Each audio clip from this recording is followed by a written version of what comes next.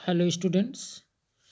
आज हम लोग देखेंगे ये कार्बनिक रसायन में कुछ आधारभूत सिद्धांत तथा तकनीकें। जो ये आपका चैप्टर है, इसमें जो एग्जाम्पलर क्वेश्चन हैं एनसीईआरटी बुक से, उनको हम लोग सब एक एक करके सॉल्व करेंगे। सबसे पहले आपका मल्टीपल क्वेश्चन मिलेगा, इसके बाद फिर आपके ये शार्ट क्वेश्चन मिलेंगे, लघु प्रश्न मिलेंगे, जिसे हम लोग लघु उत्तरीय प्रश्न के रूप में कहते हैं। तो उन सभी प्रश्नों को हम लोग सॉल्व करेंगे, ठीक है, एक एक करके। तो चलिए देखते हैं। देखिए, आपके सबसे पहले तो ये मिल रहे हैं बहुविकल्पीय प्रश्न, जिसे आप मल्टीपल क्वेश्चन कहते हैं। तो एक एक करके सब थोड़ा सा जूम करते हैं, जिससे आपको पूरा ये अच्छे से दिखे। क्वेश्चन ये सभी इम्पोर्टेंट हैं और बोर्ड लेवल और साथ ही साथ जो कंपटीशन आपका होता है उसमें भी पूछे जाते हैं। तो देखिए, फर्स्ट क्वेश्चन आप देखिए। फर्स्ट क्वेश्चन में कहा जा रहा है कि निम्नलिखित में से सही आईयूपीएसी नाम कौन सा है। सही आईयूपीएसी नाम, अब जरा देखिए, इसमें पहला कहा जा रहा है 3 ethyl 4,4 di methyl heptane. Heptane क्रम से चेक करते चलिए। हेप्टेन कह रहा है तो 7 होगा कार्बन। तो 3 कार्बन, ये 4 कार्बन, ये 5, ये 6 और ये 7। अब 3 एथिल कह रहा है तो 1 2 3 3 पर आप एथिल जोड़ दीजिए, है ना। C2H5, ये आपका एथिल ग्रुप हो गया यहाँ, C2H5, ठीक। और 4,4 डाई मेथिल, तो ये 4,4 डाई मेथिल आप कर दीजिए, ठीक, 4,4 डाई मेथिल।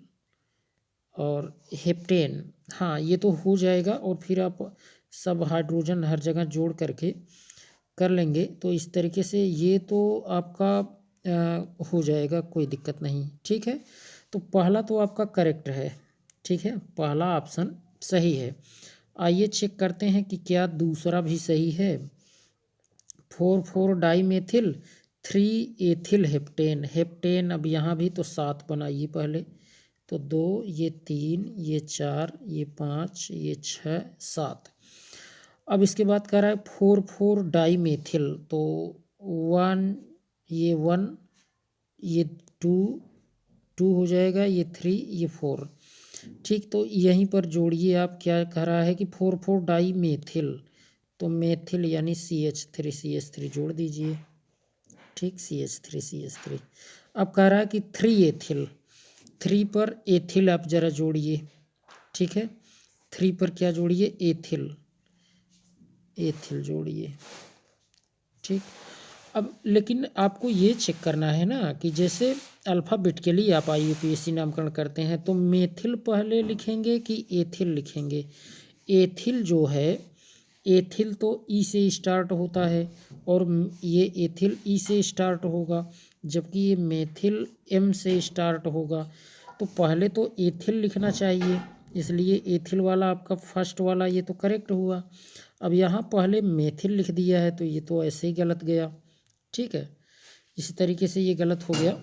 और 5 एथिल, अब यहीं से आप चेक कर लीजिए और सब ड्रा करने की ज़रूरत नहीं है, ठीक है। अब ज़रा से देखिए, जैसे तीसरे में आप चेक करिए, 5 एथिल 4,4 डाई मेथिल हेप्टेन, है ना। तो इसको भी आप ड्रा करके ज़रा चेक कर लीजिए, देखिए क्या हो रहा है। हेप्टेन में 7 हैं, तो 1 2 3 4 5 6 7। अब कह रहा है कि 5 एथिल, अब अगर यहाँ से काउंटिंग करेंगे 1 2 3 4 5, 5 अगर एथिल यहाँ आप C2H5 करेंगे, तो ऐसे ही गलत हो जा रहा है ये, है ना। इस कार्बन से अगर आप जोड़ रहे हैं, क्योंकि इधर से नज़दीक है, तो इधर से नंबरिंग होनी चाहिए थी, इसलिए ये भी गलत हो गया, ठीक है। और फोर्थ आप ज़रा चेक करिए। फोर्थ देखिए, 4,4 4,4 20, है ना। 20 तो नहीं लिखते, आप जानते हैं डाई लिखते हैं, तो ऐसे ये भी गलत। तो आपका ये पहला ही करेक्ट है, ठीक। इम्पॉर्टेंट क्वेश्चन है, इन्हें आप देख लेंगे तो कॉन्सेप्ट क्लियर हो जाएगा। चलिए देखते हैं दूसरा क्वेश्चन, आप देखिए। दिया है कि CH3CO CH2 फिर COOH, यहाँ कार्बोक्जिलिक ग्रुप है, इसका IUPAC नाम लिखना है। तो सिंपल देखिए, यहीं जहाँ कार्बोक्जिलिक ग्रुप आ गया तो आप जान रहे हैं ये तो मोस्ट प्रायर फंक्शनल ग्रुप है, वरीयता क्रम में सबसे वरीय है। तो यहीं से नंबरिंग आप कर लीजिए, 1, ये आपका 2, ये 3, ये 4 हो जाएगा और ये 5 हो जाएगा। ठीक है। अब देखिए, आपको सबसे पहले क्या लिखना होता है, तो सबसे पहले आप जान रहे हैं आपको लिखना होता है कि जैसे क्रियात्मक समूह अगर 2 आ गया, जैसे एक ये आ गया है और दूसरा यहाँ ये आ गया है, तो ऐसे कंडीशन में आपको करना होता है यहाँ ये ज़रा देखिए, यहाँ पर आपको करना होता है जैसे अब मोस्ट प्रायर ये है कार्बोक्जिलिक का आप क्या लिखेंगे, कार्बोक्जिलिक का आप लिखेंगे सफिक्स। क्या लिखेंगे? सफिक्स। ये ध्यान दीजिए, जिसे आप अनुलग्न कहते हैं, अनुलग्न। और इसका क्या लिखेंगे? प्रफिक्स लिखेंगे, है ना, पूर्व लग्न, इसका प्रफिक्स आप लिखेंगे। ठीक है, तो ये बात आप जानते रहिए। तो अब इसका प्रफिक्स अगर आप लिख रहे हैं तो इसका प्रफिक्स क्या हो जाएगा, नंबरिंग आप अभी यहीं से कर लीजिए, 1 2 3, ये 3 है और ये 4, ये 5। ठीक, तो आप 4 पर देखिए ऑक्सीजन है तो आप कह सकते हैं क्या, 4 ऑक्सो। तो यहीं पर आपको मिल रहा है 4 ऑक्सो और 5 कार्बन है, तो पेंट और सिंगल बॉन्ड के लिए एन, तो पेंटेन, और इसके लिए आप क्या लिखेंगे, ओइक एसिड, तो पेंटेनोइक एसिड। ठीक, तो 4th ऑप्शन आपका करेक्ट होगा इसमें, और कोई ऐसा ऑप्शन है नहीं कि जो सही हो। ठीक है, तो ये आपका हो जाएगा। चलिए देखते हैं थर्ड देखिए, इसमें कहा जा रहा है थर्ड में कि ये देखिए बेंजीन रिंग है ना, बेंजीन रिंग है, और यहाँ पर आपको क्या करना है कि चेक करना है, जैसे ये Cl2 है, ये NO2 है और यहाँ पर CH3 है। ठीक, तो इसमें इसमें आप देखिए ये मेथिल है, ये क्या है, मेथिल ग्रुप, और ये नाइट्रो है, क्या है, नाइट्रो। ठीक, नाइट्रो, और ये क्लोरो, ये क्या है, क्लोरो। ठीक है, क्लोरो, इस पे अच्छे से लिखा भी नहीं जाता, तो क्लोरो। और अगर आप इतने को चेक करें, इतने को मिलाकर आप क्या कहते हैं, टालवीन कहते हैं। तो अब ऑप्शन के अकॉर्डिंग होगा, देखिए ऑप्शन में क्या दिया गया है उसी के हिसाब से आप कहेंगे। तो मैं सोच रहा था कि आपको ऑप्शन भी दिखे और ये भी दिखे। चलिए, कम से कम आपको कितने दिख रहे हैं ज़रा देखिए। हाँ, यहाँ पर 1 और 2 3 ऑप्शन दिख रहा है, हो सकता है इसी में से कोई करेक्ट हो, चेक कर लेते हैं। तो देखिए क्लोरो तो सी से स्टार्ट है। ठीक है, क्लोरो सी से स्टार्ट है, चेक करिए।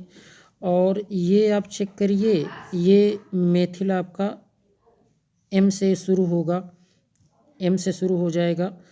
और नाइट्रो अगर आप चेक करेंगे तो N से शुरू होगा। तो पहले तो ये क्लोरो आएगा, है ना, क्लोरो आएगा अल्फ़ाबेटिकली, तो वहीं से नंबरिंग हो जाएगी। ठीक, नंबरिंग वहीं से आप कर लेंगे। तो 1 क्लोरो नंबरिंग आप जैसे यहाँ से कर लीजिए 1, ये देखिए ये क्लोरीन जहाँ जुड़ा है उसको 1 कहेंगे, ये 2 ये NO2 जहाँ जुड़ा है, और ये 3। अच्छा, इसको थोड़ा बड़ा ही करके यहाँ समझ लेते हैं, इसके बाद फिर हम लोग देख लेंगे। ठीक है, अभी आप केवल ये समझ लीजिए कि क्या होगा, जरा से देखें, यहाँ यहीं लिख दे रहे हैं, फिर आप ऑप्शन मैच कर लेंगे। ये 1, ये 2, ये 3, ये 4, ये 5 और ये 6। तो आप कहेंगे 1 क्लोरो, क्या बोलेंगे, 1 क्लोरो। योजक भी देखिए कुछ ज़्यादा ही बड़ा हो गया, तो 1 2 3 4 5 6। ठीक, तो आप कहेंगे 1 क्लोरो, 1 क्लोरो। इसके बाद MN मेथिल आ रहा है, तो 4 मेथिल आप लिखेंगे, क्या लिखेंगे, 4 मेथिल, 4 मेथिल। अब आप लिखेंगे 2 नाइट्रो, 2 नाइट्रो, 2 नाइट्रो, ठीक, 2 नाइट्रो। और ये इतने पूरे रिंग को आप बेंजीन बोल देंगे तो बेंजीन, बेंजीन, ठीक है। इस तरीके से 1 क्लोरो 4 मेथिल 2 नाइट्रो बेंजीन। अब चेक करिए 1 क्लोरो 4 मेथिल 2 नाइट्रो बेंजीन कहाँ पर है। 1 क्लोरो 4 मेथिल 2 नाइट्रो बेंजीन। आपको विकल्प यहाँ जो सेकंड है इसमें देखिए 1 क्लोरो 4 मेथिल 2 नाइट्रो बेंजीन। अब यहाँ 2 नाइट्रो पहले दे दिया था तो ये तो ऐसे गलत हो गया। 2 क्लोरो दिया है, ये भी गलत हो गया। और ये तो ये होंगे ही नहीं, तो आपका यही सेकंड वाला करेक्ट होगा, ठीक है। चलिए देखते हैं क्वेश्चन नंबर 4। क्वेश्चन नंबर 4 देखिए क्या कहा जा रहा है। क्वेश्चन नंबर 4 में कहा जा रहा है कि कार्बन परमाणुओं की विद्युत ऋणात्मकता उनकी संकरण अवस्था पर निर्भर करती है। कार्बन परमाणुओं की जो इलेक्ट्रोनेगेटिविटी है वो उनकी संकरण अवस्था पर डिपेंड करती है। अगर कहीं पर sp संकरण है तो वो तो ज़्यादा, तब कहेंगे कि ज़्यादा इलेक्ट्रोनेगेटिव होगा। फिर इसके बाद sp2 होगा और फिर sp3 होगा, क्योंकि s करेक्टर यहाँ 50% है। s करेक्टर आप चेक करेंगे और s करेक्टर यहाँ पर चेक करेंगे तो एक ही s है, तो वो तो कितना हो जाएगा 33.33%, 33 पॉइंट, यहाँ देखिए पॉइंट आप लिख लेंगे। अच्छा पॉइंट यहाँ हो नहीं रहा है, 33.33% आप जानते रहिए, बीच में यहाँ पॉइंट है, ठीक है। इतना परसेंट और इसमें आएंगे तो 25% मिलेगा, 25%, ठीक है। परसेंट यहाँ ये पॉइंट हाँ बन गया, अभी तो बना लेकिन चलिए ठीक है, यहाँ भी पॉइंट है। तो जिसमें ज़्यादा एस करेक्टर होता है वो ज़्यादा इलेक्ट्रोनेगेटिव होता है, तो ये तो यही कह रहा है ये। तो नीचे दिए गए यौगिकों में से किस यौगिक में तारांकित कार्बन का विद्युत ऋणात्मकता सबसे अधिक है। तो सबसे अधिक आप चेक करिए जहाँ ट्रिपल बॉन्ड होगा, है ना, क्योंकि ये sp कहाँ होता है, जहाँ जैसे ट्रिपल बॉन्डेड वाले में, डबल बॉन्डेड वाले में आपको पता है sp2, सिंगल बॉन्डेड वाले में क्या होगा sp3। तो जहाँ पर आपको देखने को मिल जाए कार्बन कार्बन ट्रिपल बॉन्ड तो वहीं पर ज़्यादा होगा, ध्यान दीजिए। तो ये पहले आप समझे रहेंगे तभी कर सकते हैं। तो अगर आप चेक करिए तो थर्ड वाले ऑप्शन में ध्यान से देखें, थर्ड वाले ऑप्शन में देखने को मिल रहा होगा कि यहाँ पर कार्बन कार्बन ट्रिपल बॉन्ड है, तो यही आपका ऑप्शन थर्ड जो है करेक्ट हो जाएगा। ऑप्शन थर्ड आपका क्या होगा, ये करेक्ट हो जाएगा। चलिए क्वेश्चन नंबर 5 देखिए। क्वेश्चन नंबर 5 में कहा जा रहा है कि निम्नलिखित में से किसमें प्रकार्यात्मक यानी क्रियात्मक समूह समावयवता संभव नहीं है। मतलब किसमें क्रियात्मक समावयवता संभव नहीं है। तो चेक करिए, जैसे एल्कोहल अगर है या एल्डिहाइड है, एल्किल हैलाइड है, साइनाइड है, ठीक है, तो किसमें संभव नहीं है। देखिए ज़रा सा चेक करिए। देखिए जैसे एल्किल हैलाइड अगर है, इसमें तो एल्कोहल है क्रियात्मक समूह, एल्डिहाइड में भी क्रियात्मक समूह है, साइनाइड में भी है, लेकिन एल्किल हैलाइड में जैसे अगर मान लीजिए मेथिल क्लोराइड है तो इसमें क्रियात्मक समूह नहीं है। एल्किल को आप R कैपिटल R से डिनोट करते हैं, हैलाइड को X से, तो इसमें कोई भी क्रियात्मक समूह नहीं है, इसलिए आपका जो ऑप्शन थर्ड होगा यही सही हो जाएगा, ठीक है। चलिए छठा क्वेश्चन देखिए, इम्पोर्टेंट है ये भी। देखिए क्या कहा जा रहा है प्रश्न में, समझिए। प्रश्न में कहा जा रहा है कि फूलों की गंध उनमें उपस्थित कुछ भाप वाष्पशील कार्बनिक यौगिकों की उपस्थिति के कारण होती है, जिन्हें सगंध तेल कहा जाता है। कक्ष ताप पर यानी एट रूम टेम्परेचर, कमरे के ताप पर ये तेल प्रायः जल में अविलेय होते हैं, अर्थात जल में घुलते नहीं हैं, परंतु वाष्प अवस्था में ये जल की वाष्प में मिश्रित हो जाते हैं, मतलब उसमें मिल जाते हैं। तो फूलों से इन तेलों के निष्कर्षण हेतु अपनाई जाने वाली उपयुक्त विधि कौन सी होगी, तो ये बताना है इसमें। अब देखिए जैसे इस तरीके का अगर कभी भी आपको क्वेश्चन मिले कि जैसे वाष्प मिल जाए, ठीक है, वाष्प मिल जाए तो उसको हम अलग कैसे करेंगे, ठीक है। जैसे फूलों की देखिए गंध जिसमें उपस्थित कुछ भाप वाष्पशील कार्बनिक यौगिक की उपस्थिति के कारण ये होती है। अब जिन्हें सघन तेल कहते हैं, तो कच्छ ताप पर ये तेल प्रायः जल में तो घुल जा रहे हैं परंतु वाष्प अवस्था में जल की वाष्प में मिल जा रहे हैं। तो ऐसे को हमेशा आप भाप आसवन विधि द्वारा ही क्या करते हैं, आप इसको निष्कर्षित करते हैं। फूलों से तेलों के निष्कर्षण हेतु आप भाप आसवन विधि का उपयोग करेंगे, ठीक। आसवन से नहीं हो सकता, क्रिस्टलन से भी नहीं होगा और कम दाब पर आसवन से भी नहीं होगा, भाप आसवन से आप करेंगे, ठीक है। चलिए क्वेश्चन नंबर 7 देखिए।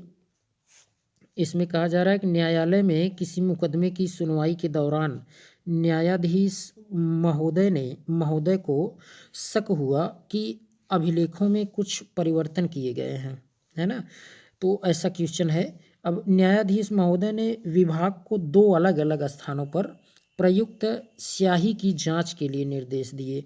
तो आपके अनुसार किस तकनीक द्वारा सर्वोत्तम परिणाम प्राप्त किए जा सकते हैं? क्या स्तंभ क्रोमैटोग्राफी से कर सकते हैं या विलायक निष्कर्षण से या आसवन से या पतली परत क्रोमैटोग्राफी से? तो इसमें से क्या होगा, ध्यान दीजिए, ये पतली परत क्रोमैटोग्राफी जो है यही सबसे उपयुक्त आपका वहाँ मेथड होगा। इसी की सहायता से आप वहाँ पर ये पहचान कर सकते हैं, ठीक है। जानते रहिए ये पतली परत क्रोमैटोग्राफी जो है ये विधि यहाँ पर सबसे उपयुक्त होगी, ठीक। चलिए देखते हैं क्वेश्चन नंबर 8 देखिए। पेपर क्रोमैटोग्राफी में प्रयुक्त सिद्धांत है, कौन सा है इसमें से चेक करिए। देखिए क्या अधिशोषण है या वितरण है, तो वितरण ही यही हो जाएगा।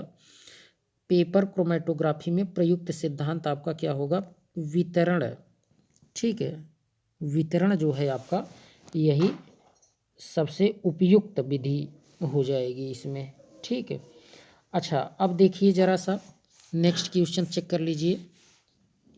और भी ऑप्शन दिए गए थे लेकिन वही आपका करेक्ट वही मिल गया था। देखिए 9वां प्रश्न देखिए, निम्नलिखित धनायनों के अस्थायित्व का घटता हुआ सही क्रम क्या है? तो घटता हुआ सही क्रम इसमें से कौन सा होगा, अस्थायित्व को चेक करना है। तो ध्यान दीजिए ये तो पहले से आप जानते हैं कि अगर टर्शियरी कार्बोकेटायन है, ठीक, टर्शियरी कार्बोकेटायन ज़्यादा स्टेबल होता है, इसके बाद सेकेंडरी कार्बोकेटायन, फिर प्राइमरी कार्बोकेटायन होता है। लेकिन यहाँ पर ये ग्रुप भी जुड़े हैं, है ना। ये ऑक्सीजन है और यहाँ भी ऑक्सीजन बीच में यानी ईथर है। तो आपको यहाँ बताना है कि ऑक्सीजन के पास ये जानते रहिए कि लोन पेयर होता है ना। यहाँ थोड़ा सा जूम करके आपको दिखाते हैं, यहाँ से यहीं समझ लीजिए आप। देखिए जैसे CH3 दिया जाए और यहाँ पर जैसे यहाँ कार्बन रहे और ये पॉजिटिव चार्ज, अब यहाँ पर ऑक्सीजन दिया रहे और इससे CH3, ठीक है। और इन ये जो ऑक्सीजन आप देख रहे हैं यहाँ लोन पेयर रहे, क्या रहे, लोन पेयर।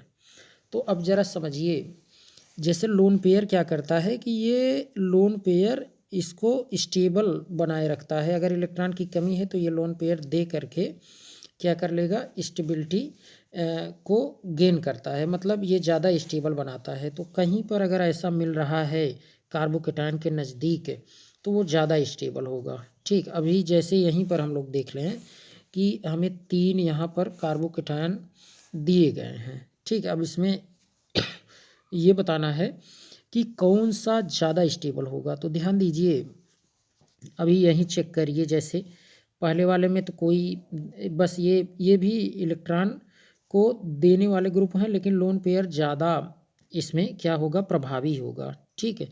तो देखिए दूसरा वाला अगर आप चेक करिए है तो तीसरे में भी ऐसा ये ग्रुप है लेकिन कुछ देखिए डिस्टेंस है, एक बीच में कार्बन आ गया तब यहाँ से ये लोन पेयर देगा।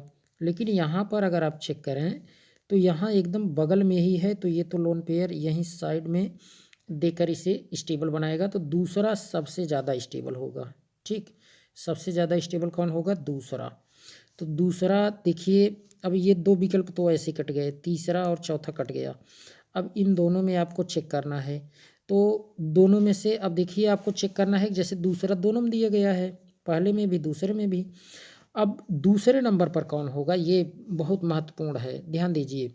यहाँ पर ऑक्सीजन कुछ इलेक्ट्रॉन को खींचता भी है ना, इलेक्ट्रॉन को कुछ खींचता भी है।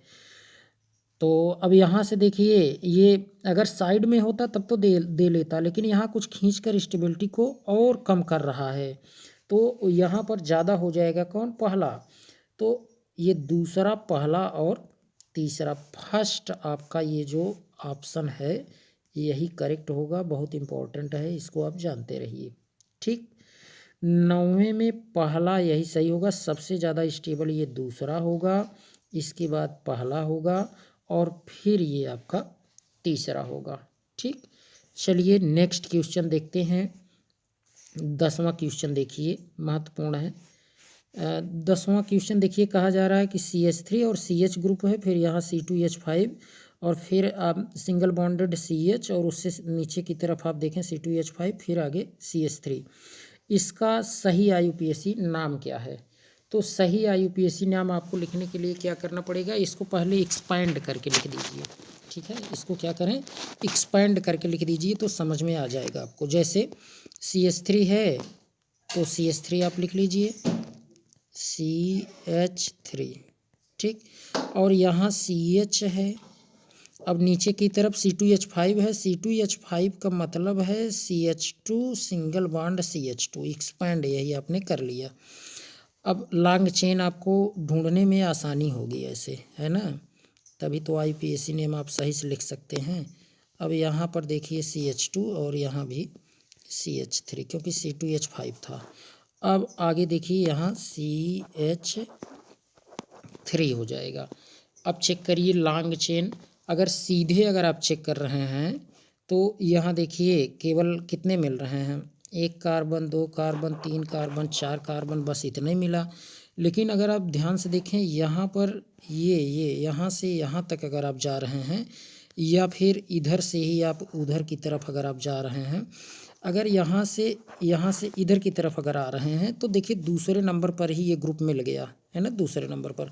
अगर आप इधर से इधर की तरफ जाएंगे तो फिर ये पहला कार्बन होगा, ये दूसरा होगा, ये तीसरा होगा, तीसरे पे मिलेगा। तो आपको इसी साइड से क्या करना है, नंबरिंग कर लेना है। नंबरिंग अगर आप करेंगे, देखिए कितने मिल रहे हैं, एक बार ये चेक कर लीजिए। देखिए कहीं ये वाली चेन तो लंबी नहीं है, 1, ये देखिए 1 2 3, ये 4, ये 5 6, और इधर देखिए 1 2 3 4 5 भी मिला। हाँ, सबसे लंबी चेन, ध्यान दीजिए सबसे लंबी चेन। अब यहाँ देखिए चेक कर लिए आप, यहाँ मिल गया। ठीक, यहाँ मिल गया तो ये हो जाएगा। बहुत इम्पॉर्टेंट है, ध्यान दीजिए। इसको पुनः हम बना दे रहे हैं, आप तुरंत देख लीजिए। ये CH3 देखिए लॉन्ग चेन यहाँ मिल गया था, तो यहाँ आपका CH2 हो जाएगा और यहाँ CH3। ठीक है, और अगेन यहीं CH है और फिर से यहाँ CH2 और CH3 ये जुड़े हुए हैं। ठीक, और यहाँ पर क्या है, CH3। तो लंबी चेन देखिए, और यहाँ से कहीं से भी आप गिनती कर लीजिए, जैसे 1 2 3, ये 4, इधर देखिए 5 6, लंबी चेन यहाँ मिल गया। तो ये दोनों अब छूट गए हैं, तो 3,4 डाई मेथिल हेक्सेन आप कह देंगे। क्या कहेंगे, देखिए 10वें में आपको क्या कहना है, 3,4 डाई मेथिल हेक्सेन। क्यों कहे आप समझ पाए हैं, लॉन्ग चेन यहाँ से यहाँ गए तो आपको मिल गई, इसलिए। यहाँ से अगर आप इधर चले जाएं या फिर उधर से इधर आएं तो केवल कितने कार्बन मिलेंगे, 1 कार्बन, 2 कार्बन, 3 कार्बन, 4 कार्बन, 5 ही कार्बन मिलेगा। ऐसे में 6 मिल जा रहा है यहाँ पर। ठीक है, 6, इसलिए यही करेक्ट होगा। तो आपको देखना है 3,4 डाई मेथिल हेक्सेन दूसरे नंबर में मिला, यही आपका इसमें राइट होगा। ठीक, चलिए क्वेश्चन नंबर 11 देखें, है महत्वपूर्ण क्वेश्चन हैं ये सब।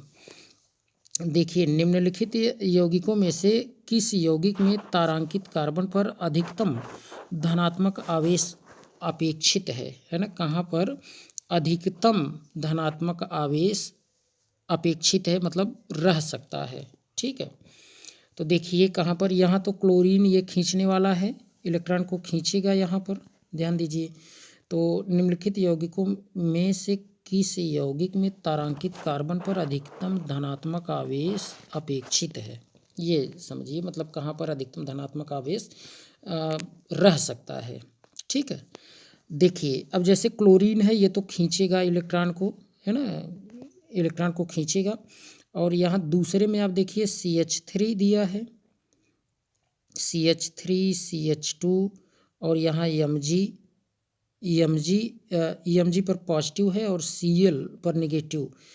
तो यहाँ पर देखिए अब तारांकित यहाँ CH3 पे दिया गया है, तो यहाँ पर अगर आप चेक करें, यहाँ पर चेक करें तो यहाँ से इलेक्ट्रॉन खींचेगा अगर क्लोरीन, तो ये तो Mg ही दे देगा, है ना, Mg ही दे देगा। तो यहाँ तो अधिक आपको देखने को मिलेगा धनात्मक ग्रुप अधिक आपको देखने को मिलेगा। जैसे कहने का तात्पर्य यह है, कौन ग्रुप, जैसे ऐसे समझिए, ना समझ पा रहे हो यहाँ, तो देखिए क्या कहना चाह रहे हैं हम ये कहना चाह रहे हैं कि जैसे यहाँ से अगर ये ग्रुप, ये क्या है, ये अगर इसके धनात्मक मतलब इलेक्ट्रॉन को लेगा, जब देखिए जैसे कार्बन है, CH3 है, Cl है, ठीक है, अगर यहाँ क्लोरीन क्या कर रहा है, इलेक्ट्रॉन को खींच रहा है, तो इसके ऊपर नेगेटिव चार्ज आएगा और इसके ऊपर पॉजिटिव चार्ज आएगा, है ना, यही होगा। तो जितना ज़्यादा इलेक्ट्रॉन खींचेगा, जितना ज़्यादा इलेक्ट्रॉन को ड्रा करेगा, उतना ज़्यादा पॉजिटिव बढ़ता जाएगा, पॉजिटिव बढ़ता जाएगा, है ना, यही होगा, यही तो होगा। तो अब देखिए यहाँ क्लोरीन तो खींचेगा, लेकिन यहाँ एक कार्बन मिडल में है, कार्बन मिडल में है, और जबकि अगर आप इसमें देखें, इसमें भी यहाँ पर CH2 है मिडल में और MgCl है, तो ये उतना नहीं खींच पाए, क्योंकि यहाँ मैग्नीशियम जो है यही इलेक्ट्रॉन प्रोवाइड करवा देगा, है ना, ये होगा। और ब्रोमीन, अब आप ज़रा चेक करिए, ब्रोमीन के केस में क्या होगा, ब्रोमीन से ज़्यादा तो क्लोरीन खींचेगा, ब्रोमीन से ज़्यादा तो ये क्लोरीन खींचेगा।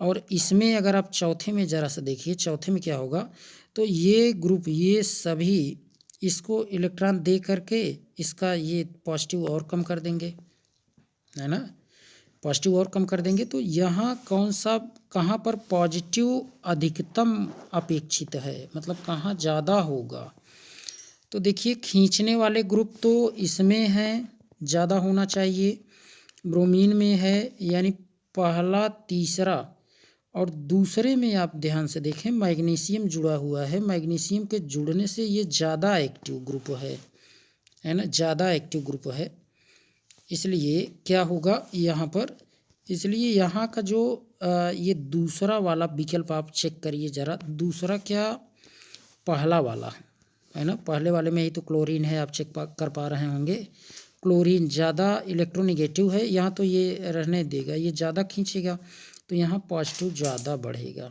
पॉजिटिव ज़्यादा बढ़ेगा। अच्छा, ब्रोमीन भी उसी के जैसा है, लेकिन क्लोरीन ज़्यादा विद्युत ऋणी है, ज़्यादा क्या है, विद्युत ऋणी, इसलिए ये ज़्यादा प्रभावी होगा। तो ऑप्शन फर्स्ट ही आपका करेक्ट होगा। ठीक, ऑप्शन फर्स्ट आपका क्या हो जाएगा, करेक्ट हो जाएगा, ऑप्शन फर्स्ट है। ठीक, देख लीजिए यही फर्स्ट वाला ही क्या होगा, करेक्ट होगा। चलिए क्वेश्चन नंबर 12 पे चलते हैं, काफ़ी टाइम ले लिए वहाँ हम लोग। देखिए आयनिक स्पीशीज आवेश के प्रकीर्णन से अस्थायित्व प्राप्त करती है, नीचे दिए गए कार्बोक्जिलेट आयनों में से कौन सा आयन सर्वाधिक अस्थायी है, इसमें आयन चेक करिए कौन सा सबसे ज़्यादा अस्थायी है। देखिए अब आयन कब अस्थायी होगा, जब इसका नेगेटिव चार्ज खत्म हो जाए, है ना, नेगेटिव चार्ज। तो यहाँ तो ये नेगेटिव चार्ज मान लीजिए यहाँ से यहाँ तक बटा रहेगा। ठीक, थोड़ा सा जूम करके दिखाते हैं तो आपको ज़्यादा क्लियर होगा यहाँ पर। ठीक है, देखिए अब ये नेगेटिव चार्ज जो है ये यहाँ से लेकर यहाँ तक बट जाएगा। ठीक, और ये इलेक्ट्रॉन देने वाला ग्रुप है, तो नेगेटिव चार्ज तो बढ़ेगा, ये उतना स्टेबल नहीं होगा। ये क्या होगा, ये नेगेटिव चार्ज बढ़ेगा तो ये उतना स्टेबल नहीं होगा। क्लोरीन देखिए, क्लोरीन अपने साइड खींचेगा और इधर नेगेटिव चार्ज ज़रा चेक करिए नेगेटिव चार्ज क्या हो रहा है। नेगेटिव चार्ज वो इस पर इस ऑक्सीजन तक डिस्ट्रीब्यूट हो जाएगा। तो ठीक है, उससे ज़्यादा तो है ये स्टेबल। अब यहाँ देखिए फ्लोरीन है, क्लोरीन से ज़्यादा खींचेगा ये, है ना, तब तो और इसका नेगेटिव चार्ज जो इलेक्ट्रॉन यहाँ अधिक है ऑक्सीजन पर, वो इस ऑक्सीजन पे इलेक्ट्रॉन अधिक है वो कम होगा, तो ये तो और ज़्यादा स्टेबल हो रहा है। लेकिन नीचे अगर चौथे में देखें ध्यान से तो दो दो फ्लोरीन है, और दो दो फ्लोरीन है तो ज़्यादा खींचेगा और इसका नेगेटिव ज़्यादा ही कम होगा और ज़्यादा स्टेबल होगा। इसलिए ऑप्शन नंबर 4 चेक करिए ध्यान से, तो यही आपका करेक्ट ऑप्शन हो जाएगा। कौन सा? 4th number. क्लियर हो गया होगा ये। चलिए बस 15 क्वेश्चन हैं, इसमें हम लोग उसको ख़त्म कर लेते हैं। ये 13वां प्रश्न देखिए।